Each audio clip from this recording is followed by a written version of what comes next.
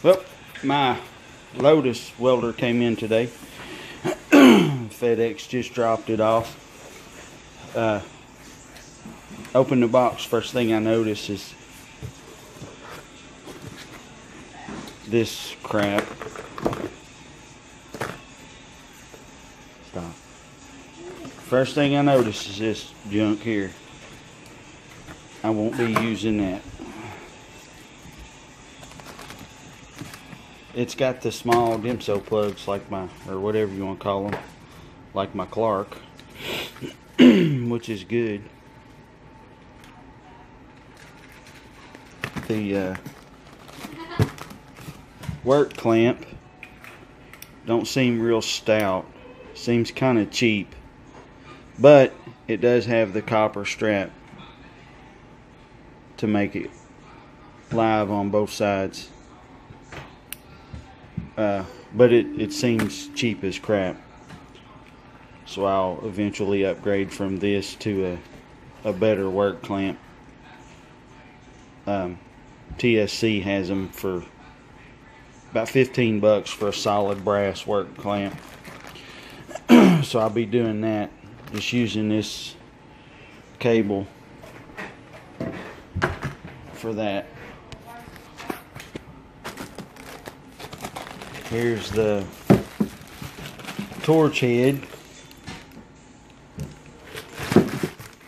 I think I like how that's going. I like how this is looking. Yeah, feels like decent quality.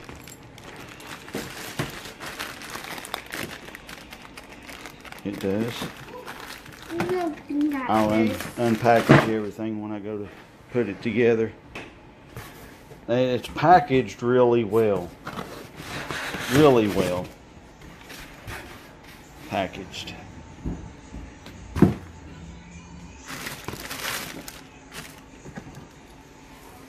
Oh wow. Yeah, they skimped on that. I guess that's a brush and a chipping hammer. Yeah. No, they saved all they could there with that and that cheesy mask.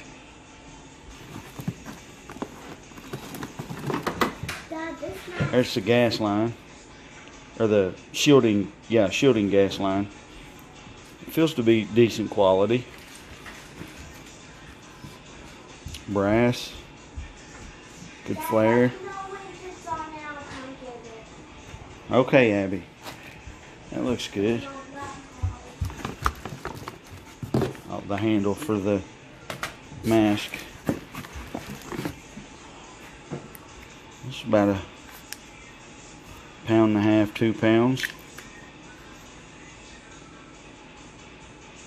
But it don't say if it's regular MIG wire or flux core. Alright, let me get this out and get everything unpackaged, and then I'll be back with my initial thoughts.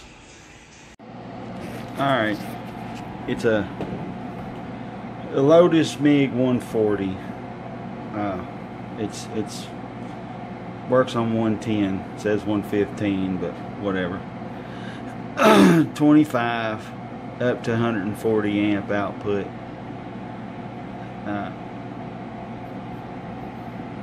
The on-off switch is here, which tells me it was marketed for the US. It's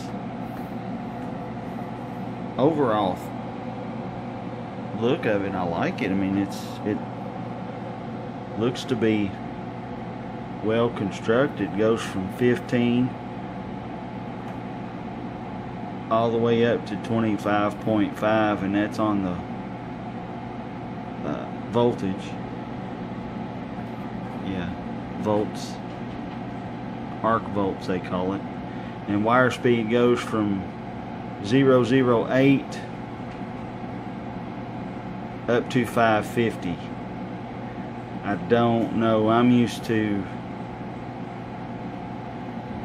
the 10 up to 5, or from 1 up to 5. on wire speed on my Clarke. But this is a 4T, 2T or 4T, which means you put it over on 4T, you squeeze the trigger on the gun once and it'll keep feeding wire, and then to stop you squeeze the trigger again. I just weld on 2T. I'm not too lazy to hold the trigger.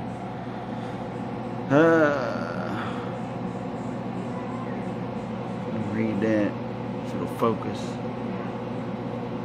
It's 18 volts, 90 amps. What? Oh, rated weld output. 20% duty cycle. Not real happy about that, but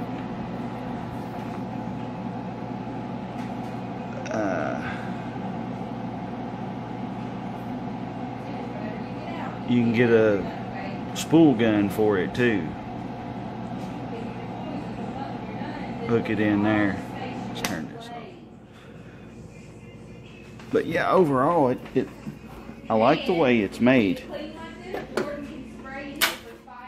Ow. It's got the chart, which I don't know how useful that'll be.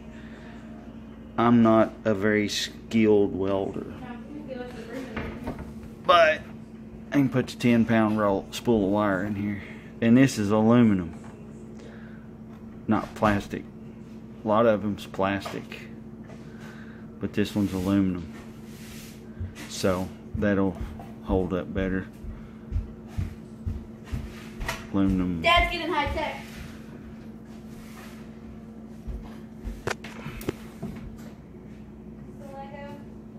But it's set up similar to my Clarke.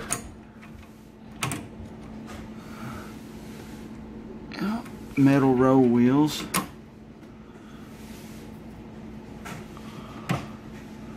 How you adjust the tension on the wire. But I like that. My Clarke has a lift-off lid to service that and change the spool, the wire. Here's the regulator. Looks like from what I can tell, a decent quality regulator. I mean, it's not stupid expensive or nothing, but looks decent.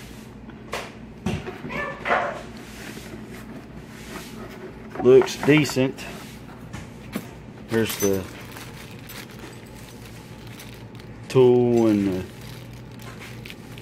it come with three consumables there, which those are cheap. I'll use the TSC as long as they're the same. And of course that stupid cheap mask there, that's junk. But overall I'm pretty pleased. I'll do some welding.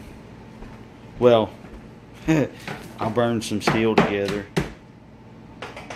here in the next day or two and do a more in-depth review. But so far I'm pleased.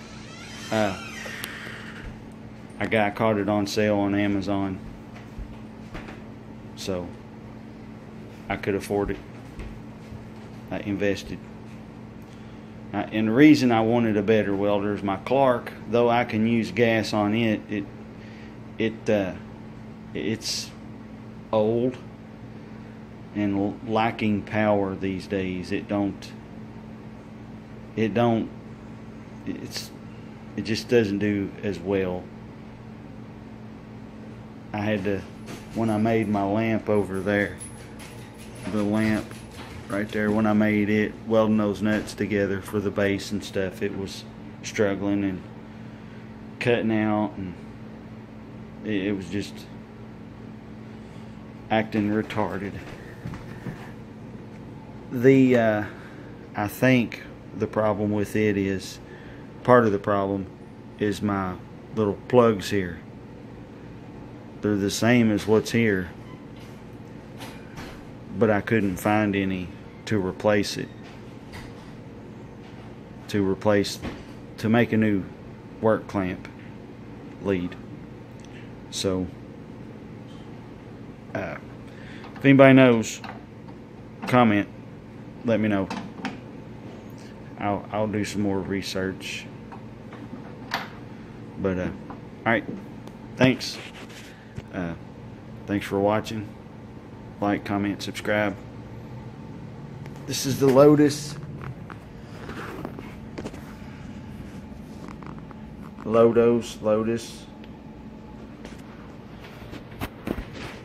MIG140, the digital readouts, and as they put it on Amazon, upgraded 4T. It literally says upgraded 4T with the digital readouts. Alright, like, comment, subscribe. Yep. Here's what I was talking about with the wire speed. See, I just got like 0 to 10 or whatever, and you turned it up like that, and it didn't have the digital. And then the power 1, 2, 3, and 4. I mean, that's a Clarke. It's not a horrible welder, but it's a Clarke Turbo Weld 100 EN. It's supposed to be 100 amp. It says no gas, but it has a gas line inside that goes through the, I think someone changed the torch on it, because it has a gas line in there.